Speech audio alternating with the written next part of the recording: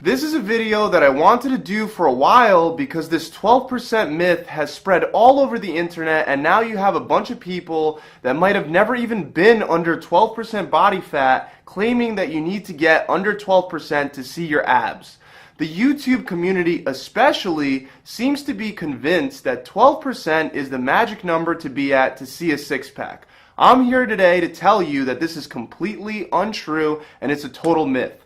I'm not sure why or when 12% was picked as the definitive number to seeing a six-pack, but I do know that associating six-pack abs with a certain percentage of body fat is totally a flawed way to measure your progress. One reason why we can't see that a certain percentage is going to equal abs is because the way that your body distributes its body fat varies dramatically from person to person. One person can store most of their body fat in their thighs and hips, while another person can store the majority of their body fat over their abdomen.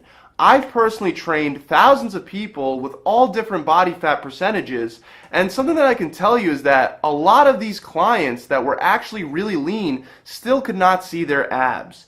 In fact, even my business partner dropped his body fat percentage down to 8% after doing 16 weeks of dieting and still couldn't see his six-pack. Meanwhile, I've done bulking phases where I was eating an insane amount of calories and I was weighing in at like 230 pounds, yet I could still see visible ab definition on top of my stomach that would be literally full of food. That's because I hold a lot of my fat in my lower body. My fat is mostly stored in my hips and my love handles and my upper thighs. Meanwhile, his fat is predominantly stored in his belly. So even when he dropped down to 8% or maybe even below, he still couldn't see his abs. And I know for a fact that I've had points where I've been well above 14% and still have had great ab definition. Again, this all has to do with fat distribution and not with the number that you get from mostly an inaccurate body fat measuring device. So that's actually another thing. Most body fat testing methods are inherently flawed. Even the DEXA scan, which is supposed to be one of the most accurate ways you can scan your body fat, can completely be off, and I've demonstrated this in another video.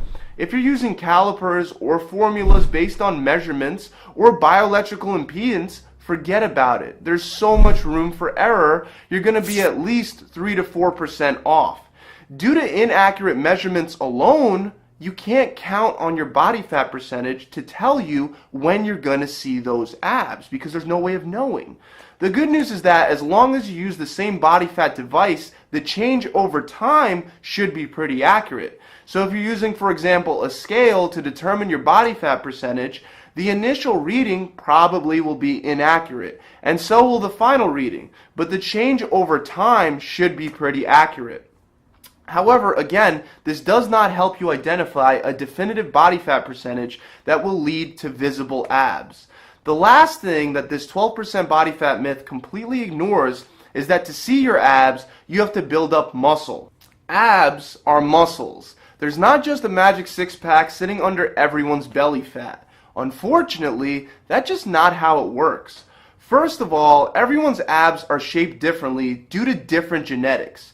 So one guy might burn away the belly fat from his abs and find very defined, symmetrical, six-pack looking ab muscles, while another guy might burn off the same fat, but because his abs are shaped differently, they're not going to look quite as defined, bulky, and symmetrical.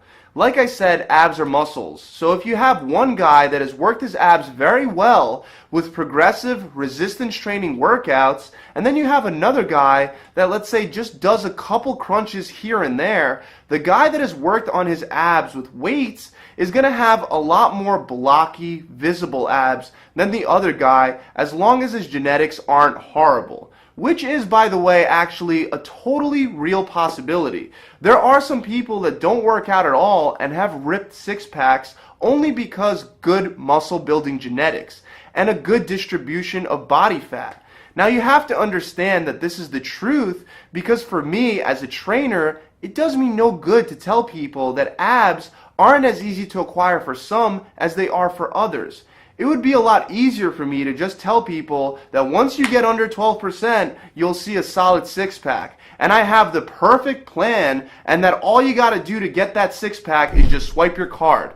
But that's not the case, and this channel is committed to the truth. So I really hope that this video has shown you that this 12% body fat thing is complete BS. If you want to see your abs, work on using weights for almost all of your ab exercises and work on increasing that weight load over time, just like you would any other muscle. Simultaneously, you want to also work on dropping body fat, and there is no number that I can give you to shoot for because, again, it's all dependent on your fat distribution. So all you can do is just continue leaning out until you see them. And again, remember that your abs may never look the same as someone else's in regard to definition, shape, and symmetry. And there's nothing at all wrong with that. So that's it. I hope this video has helped you guys, and remember to leave this video a thumbs up, comment below, subscribe to this channel to see more tips and tricks and no BS fitness tips. Pump it.